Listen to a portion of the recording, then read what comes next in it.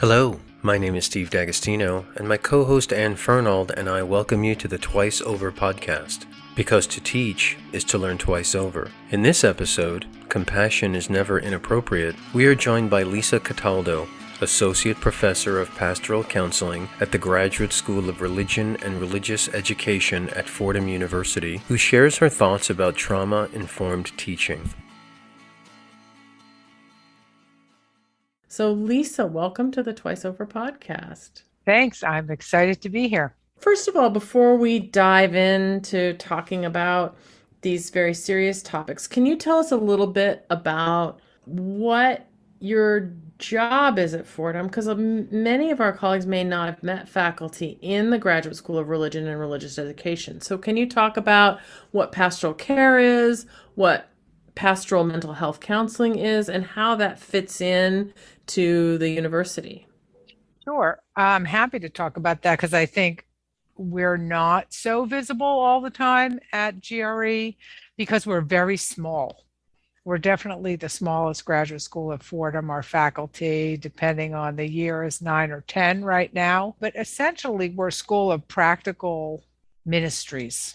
So we teach people who are in various types of ministry, Catholic, non-Catholic, ordained, not ordained, working in fields of service like spiritual direction, religious education, pastoral ministry, or in my case, pastoral care like chaplains or people training to be chaplains, and pastoral mental health counseling, which is mental health counseling or psychotherapy with a spiritually informed perspective. So we're all in practical fields, all the faculty there, and our students are all coming to be trained professionally in practical ministries. That's so interesting. And I have an aunt who did some pastoral care counseling, so I know a little bit about the work. But can you explain why this is an important subfield of counseling psychology? That's a great question.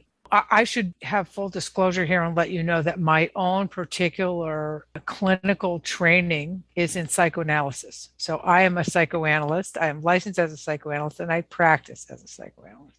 However, I also have a Master of Divinity degree and my scholarship is in the area of psychology and religion. So these things, psychology and religion, come together in the field of pastoral care and counseling. It's so great. It's really interdisciplinary. It is by its nature 100% interdisciplinary. Psychology and religion is really, in both of those fields, inform pastoral care in contemporary times and certainly pastoral counseling or pastoral psychotherapy, which is also called, depending on who you ask. So pastoral care usually covers things like spiritual care in hospitals or prisons or other kinds of settings where people have chaplains, schools, universities. Our mission and ministry office, our campus ministry office would be a place where people who have pastoral care backgrounds could conceivably work, also parishes. And anybody who's a pastor or a priest or a minister has to do pastoral care as part of their job. So the way that we teach it at Fordham is a psychologically informed approach to caring for persons, really in line with the Ignatian commitment to cura personalis. It truly is a whole person approach to spiritual care in religious contexts. Pastoral psychotherapy is something more specialized and different, whether you call it pastoral mental health counseling, as we do in our program, pastoral psychotherapy, pastoral counseling. It's counseling or psychotherapy where the practitioner is a person who's trained in theological and spiritual approaches to the human person. So that in my practice with patients, I may work with people who are entirely secular, and our students may do the same. They do the same kind of internships as Fordham social work students, Fordham grad ed counseling students, in purely secular settings. But what they bring to the therapy session is an expertise and understanding of the spiritual dimensions of human life and theological training. So they can bring that in their personhood as a therapist and can make space for the spiritual dimension of the client's life, whether or not that's explicitly discussed in the therapy. And then some of them do much more explicitly pastoral psychotherapy in, say, a church counseling setting, something like that. Right. So it really runs a gamut depending on the practitioner and the Right. client. Right. So part of how this conversation got going was this idea of trauma-informed teaching. And I did a workshop that I found really valuable on trauma-informed teaching. It was online during the pandemic. It's a phrase that was new to me when I signed up for the workshop, and I found it very useful. I'm wondering if you can explain what trauma-informed teaching is, and then kind of talk about some of the boundaries of it. Yeah, I think these days the idea of trauma-informed teaching and trauma-informed pedagogy and trauma-informed just about everything is really spreading on many levels, many fields, many approaches. Trauma-informed medical care, trauma-informed psychiatric care, trauma-informed police work, all of this. The idea behind all of those movements, including the teaching movement, which has been very popular or gained more attention in public education and primary education, and now working its way kind of up the educational ladder, is based on the idea that experiences of trauma, and particularly ongoing trauma, but experiences of trauma affect the way people function in their lives, and it affects the way people learn. In educational settings in particular. But in other settings, it affects the way people can absorb healthcare information or the way they may react to a police intervention. And so that the more people are trained to understand the effects of trauma, the better they can be of service or intervene in situations where they're serving the public, right? And same with kids. One of the things that's so surprising to me as a teacher is I think those of us who are interested in trauma and interested in thinking about being sensitive to the presence of trauma, we're not surprised if someone gets a hard diagnosis that might be traumatic, and it would be hard to hear what the doctor says after he's given you bad news or she's given you bad news. But I've had the experience of accidentally triggering a traumatic reaction from a student in a class where I'm just talking about a short story, right? And it's a surprise. And even if I'm fairly sensitive to, like, okay, this is a short story, it's set in the First World War, this is a class that talks about war, so we know, but, neither you nor the students know that it's going to be this poem on this day that's going to be upsetting. Yeah, I don't think you're alone in having that experience. Yeah, I teach a trauma seminar. I still have that experience in and outside the trauma seminar. So I think there's sort of many ways we could approach a situation like that. But one is to understand like how trauma works and why something like that could happen and be so surprising. And also to think about like what trauma actually is, what it isn't. Because one of the benefits of the attention to trauma-informed pedagogy and all these other things is that it really is taking into account people's realities that affect the way they learn. Let's just stick with teaching and pedagogy. So it's really been of benefit because it also recognizes that the way the experiences people had in their childhood affect their adult life, and that things that we take for granted, someone who doesn't necessarily have a sensitivity around something, takes for granted that it's perfectly acceptable, can really feel surprised and disarmed by the reaction it can produce in another person. So you say in your class, just teaching about a short story or poem, I teach priests all the time.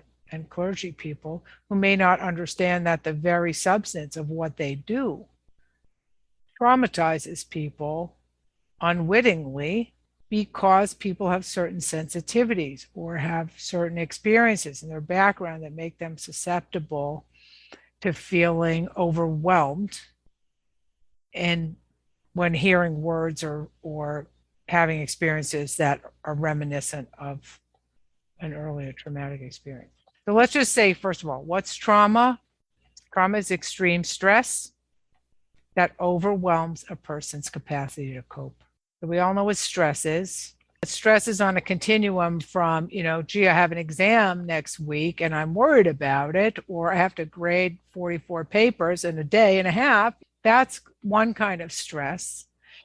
And that's going to continue all the way to an extreme stress reaction where something that is experienced as a threat to my life and my going on being. And therefore, I don't have the capacity to process that event. So the trauma is not the event itself. The trauma is the response to the event. So you, all the three of us, Steve and Anne, myself, we could all go through the same experience together, and only one of us might be traumatized by that experience. So what determines whether something is a trauma or not is how your neuropsychological system responds to it. Fordham University has a lot of veterans. Yeah. So I, a couple of years ago, did a training about how to teach in classes with veterans and how to take into account the experience of veterans and what kinds of behaviors veterans might exhibit that would indicate the effects of their experiences. That summer, after I took the training, I taught summer school, and I had 7 veterans in the class. And what you said resonated for me because I could see that some veterans, they use their experiences as a way into, as teaching a management class, a way into sort of talk about the theories and apply them. And others never spoke about, what their military experiences were.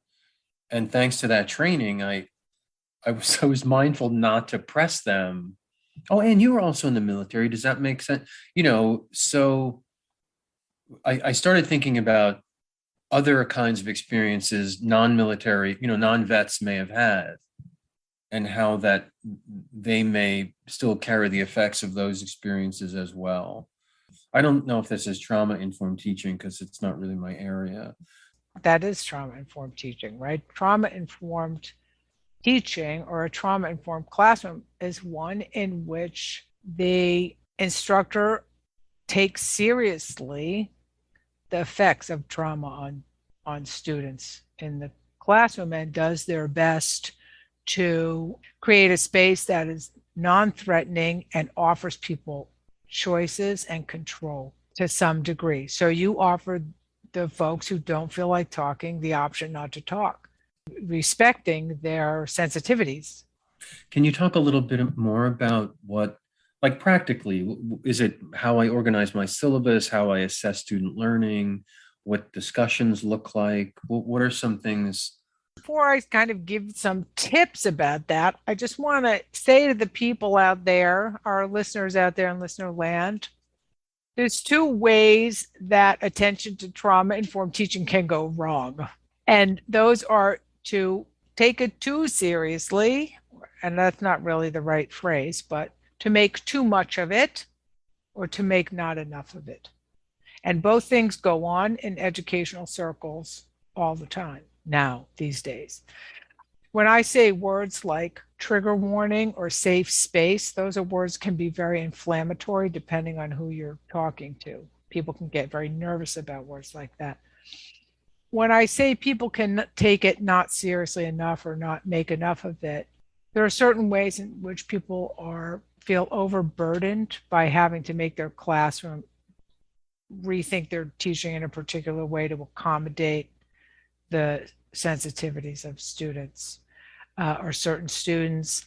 And It's a little bit like, well, when I was a kid, I walked to school 5 miles in my bare feet. So why should you get shoes and a bus, So I don't want to make it's too easy on people, and people can go deal with their own problems. And that's not my classroom is the place to have to worry about that.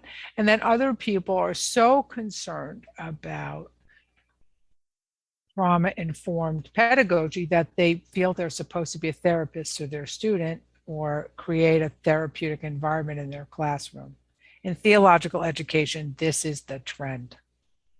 This is why we did the other podcast, because people in some theological education are really feeling that they have to become trauma experts and create a therapeutic environment in the classroom. I think it's important to draw some boundaries around what we're talking about when we talk about trauma-informed teaching. You still got to be you, and do your thing and teach your subject and engage your students, but in a way that recognizes that some of the students in your classroom will have trauma histories. And in the days of COVID and after 2 years of a pandemic, there are going to be more people who are really in vulnerable positions than maybe normally. And being aware of that and setting up a teaching experience, a learning experience that can make space for that is going to be really helpful. And also it's for your own benefit too as a teacher. That's really, really helpful. And it raises some other questions for me. So thank you for that answer.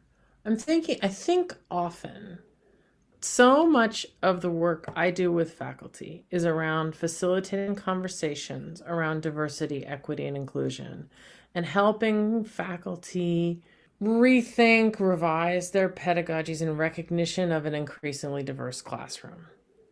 And this is distinct from, but not unlike some of what you're talking about in terms of trauma-informed teaching, right? Because it's a request of faculty that they are even more mindful of the students in the room than of the content on the syllabus, right? That you're not just putting the content on the syllabus, it's a 1,000 level class, so we're just going to run through all this material, but they're actually people who are learning that material, and they're coming to us with specific contexts that we may need to understand. So when I was teaching in Indiana, I had really what seemed to me super excellent advice from a counseling psychologist there about boundaries. And she said, when students come to you and they're asking you advice and you feel like they're asking a little bit more of you than you're professionally prepared to give, stop and refer them elsewhere, right? And she said that boundary is going to be slightly different person to person, but that if you feel uncomfortable, that's a clue. Like, don't ignore that clue. If you feel uncomfortable, then you might say, we have a counseling center, or there's a pastor, or why don't you talk to your roommate about that? Or you can talk to your mom. It's not my place to tell you whom to marry, right? And so, this is something that was valuable to me as a teacher. Sometimes, however, when I'm talking to instructors who don't really want to be involved in students' lives, they have set their boundaries so far away from the student as if the student isn't even present in the room. And I'm wondering what you would say to that kind of teacher who's like, you know what, I'm uncomfortable knowing you have a mother, right? Like, I just want to talk to you about chemistry. Yeah. Oh gosh. And that's so far from the experience of someone who teaches therapy, because we're always involving our students. I suppose that's personal right. stories, right? But certainly I've seen that. And I think first of all, I want to reassure those teachers, you do not have to be a therapist to your students, and please don't. Please don't. So I am a therapist, but I am very clear about what my role is in the classroom and in advisement and in mentoring. So I'm not being the therapist or clinician for my students. And I think that one of the most important things about trauma-informed teaching in general is the idea of boundaries, which is an overused word, but a really, really important one, because boundaries protect people, right? They protect us as the instructor and the person in authority in the room, and they protect the people who are our students. So that means things like being aware of what your role is in terms of advice giving, advising, listening to student concerns. And I think there's a big difference between being compassionate, a good listener and compassionate, and being somebody's therapist, right? I would, in an Ignatian-informed institution, Ignatian-inspired institution, at least like to encourage all the faculty to be, compassionate human beings who care about the whole person, because, we're Ignatian. So I'm going to say, consider that your compassionate presence is important to your students. That doesn't mean you have to give them personal advice. You care about them as human beings. That's important. That so resonates with one of the very first conversations we ever had with Jeffrey Ang, who's director of counseling psychology. Yeah. And he was talking about how frequently, in his experience, faculty forget how important we are in our students' lives. And that just the expression of care is something that matters and can be very just valuable to the student, just to say, I'm sorry you're going through a tough time. Just even that simple thing, that's not counseling, that's not breaking a boundary, but it is acknowledging, I'm sorry you're going through a tough time, and then let's pivot back to how we're going to make up this midterm exam that you slept through, or what we're going to do because you missed a deadline, or the reading is hard for you to focus on because you're struggling in some other area of your life, right? Right. I mean, compassion is never inappropriate. Yeah, I mean, I think that you're not helping people if you're telling them you can help when you're not qualified to help. And help is being willing to care about somebody. That doesn't mean you're the provider of mental health services or anything else. And I think students really don't need you necessarily to solve their problems or be their therapist, but I think they need to know they matter to you. When you're talking about your teaching and your practice, how do you do that in an asynchronous online environment? Like, how do you build a community of trust in that space? Well, first of all, it is more than possible to do that. And in fact, sometimes it's easier to do it in an online format, asynchronous online format, than it is to do in a classroom where people walk in and out after, you see them for 2-3 hours and then you don't see them for a week and there's no contact in between. In the asynchronous online environment that we've been using at GRE for a long time, the short answer is it's a lot of work. It's more work than you put into your in-classroom course often, because of the fact you need to reach out more personally to students than you would if you had 20 people in a classroom. You wouldn't go home and feel bad if you didn't get in touch with all of them every week personally, because you see them. But in an online course, you might some little message out to the group in between, over the course of a week. And multiple interactions really does help people to feel cared for. And I think the most important thing, and I'd say this the same way in a classroom, is that the teacher needs to actually be present as a human being, not just a role or a lecturer. So I know that for both of you, that's how you are as people. And I imagine your class is the same way. So I'm not just giving you opening your head and pouring some content into it. I'm involved with you in this learning project, and I'm I'm a person. So you get to see me as a person to some degree, again, with boundaries. I'm not just reciting formulas or a how-to manual or something like that. In your talking about boundaries, a couple times you've alluded to kind of how boundaries are beneficial for teachers.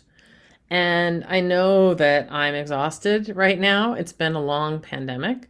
And I do not think, I know that I'm not unique in being one of the professors in this country, in this world, who feels a little weary of the ongoing long tail of this COVID-19 pandemic.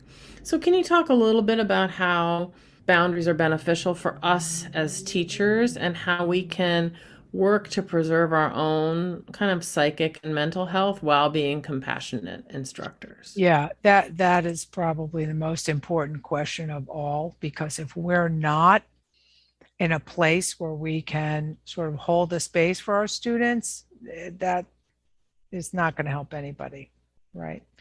So I think part of trauma-informed pedagogy is understanding that we are not immune to trauma ourselves. So this applies to us as well as to the students, that we all come into this. We walked into March 2020 with our own histories, many of which include adverse experiences and traumatic experiences, sensitivities, and also, family issues and ill parents and whatever we have. And then we're being asked to, and we want to do our jobs, which partly consists of caring in some manner for large other groups of people, our students, who are themselves going through very difficult times. And then on top of that, we have to do our job in a whole different way that we may not feel comfortable with. We're being asked to give more when other people in our lives need more too, and we need more. So it's inevitable that people are going to be exhausted and overwhelmed. And for some people, really, really overwhelmed, really traumatized by the whole experience. So I think that the most important thing is to believe that you deserve to feel well as you can, and that it is important and actually a benefit to your students and the work you do for you to take care of yourself. Be mindful of your own state and your own limits. Trauma, by definition, is having our limits overwhelmed, flooded, overcome, right? So trauma therapy, when we work with people, is to help them begin to regulate that huge amount of overwhelm, take it down, turn down the volume, turn down the power, right? And get to a centered place. And so many of us in teaching are helpers. We could be doing a lot of other things in our lives, but we choose to be givers of something, to be helping people, to be imparting knowledge and helping people to grow. Well, that takes some energy, right? So, and in times like this, we're putting ourselves in the path of other people suffering a lot. So in order to do that, we have to have a center. So first of all, you get to take care of yourself. Second of all, you get to ask for help. You don't have to do it by yourself. The giving part is one thing, but another part of the identity of the professor is as the knower, not the one who needs help. And it can be really hard to say, I don't know how to do this. I think I could use a hand here. Because with our students, I think for professors, it is hard to ask for help and to even think we're allowed to, because we're supposed to be, I don't know, in charge of something or in control of something. But I'm telling you, nobody controls a virus. We personally cannot control the circumstance of the pandemic, and that makes people feel more vulnerable. How do instructors from this place of vulnerability exhibit caring for their students? Students know if you care about them. It isn't about whether you read the boilerplate information. They know because you actually care about them. And it doesn't matter if you say that in a particular way, like, I really care about you, I'm here for you, or whether you show regard for their humanity and their vulnerabilities and you love them. So I have not one hesitation about saying that you have to love your students to be an effective teacher, and you have to love your patients or clients to be an effective therapist. You do not have to like them, but you have to love them. And so to me, what that means is that, and this is not just me saying this, one of my supervisors years ago, my clinical training, I had a very difficult client, I had a hard time working with her. I couldn't understand how to connect with her. And he said, yeah, the problem is you don't love her. You have to find something to love about her. And if you can't find something to love about her, you should refer to somebody else.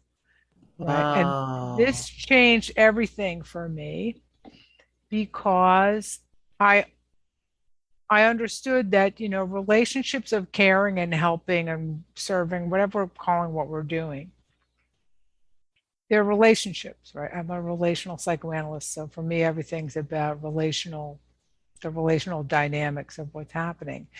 And to say I love my students means that I see something good in every one of them and something worth caring about, even if it's a person I don't particularly like, though that hardly ever happens at Fordham. Luckily, we have a lot of really great students at GRE, but love is a choice that I make. To love my students is an intention that I have in terms of that informs what I do.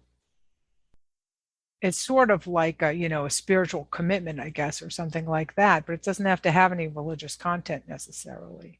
And one of my very close psychoanalytic colleagues, who I just admire tremendously, has written many articles on analytic love, why love is the correct response in a clinical setting. And I think love is the correct response in the academic setting, especially if you're working for a Jesuit institution, but even if you're not, right? That this means I honor the humanity in everyone who comes into my classroom, and I recognize their value and their worth. I can hold that, my response and my presence in the classroom, like, it's important to me that you're here. I care that you're here.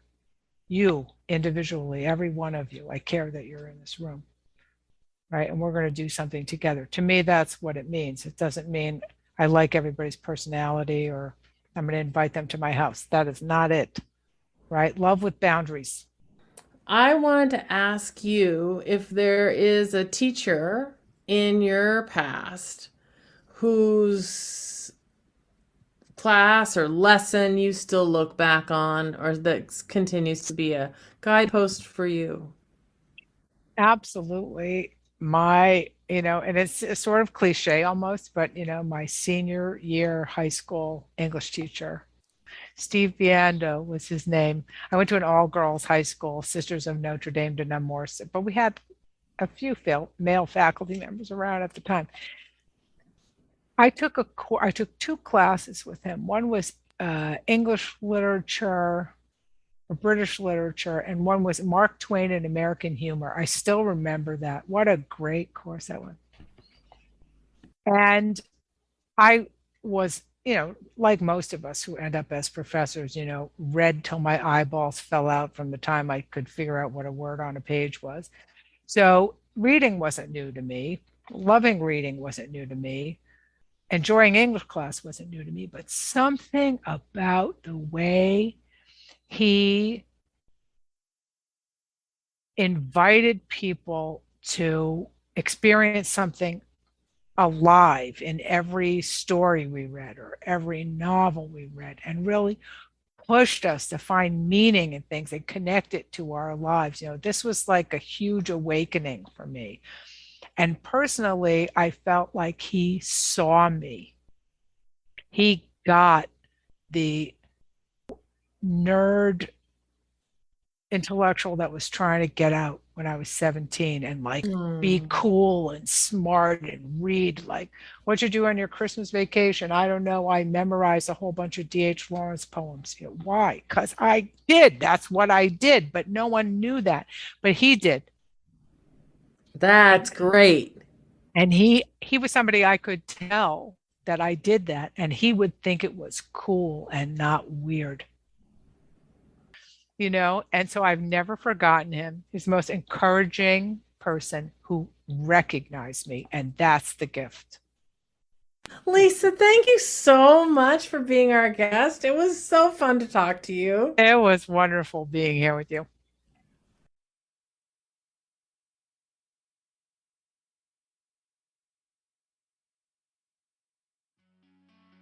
Twice Over Podcast is available on SoundCloud, Stitcher, and Spotify, with new episodes appearing twice each week.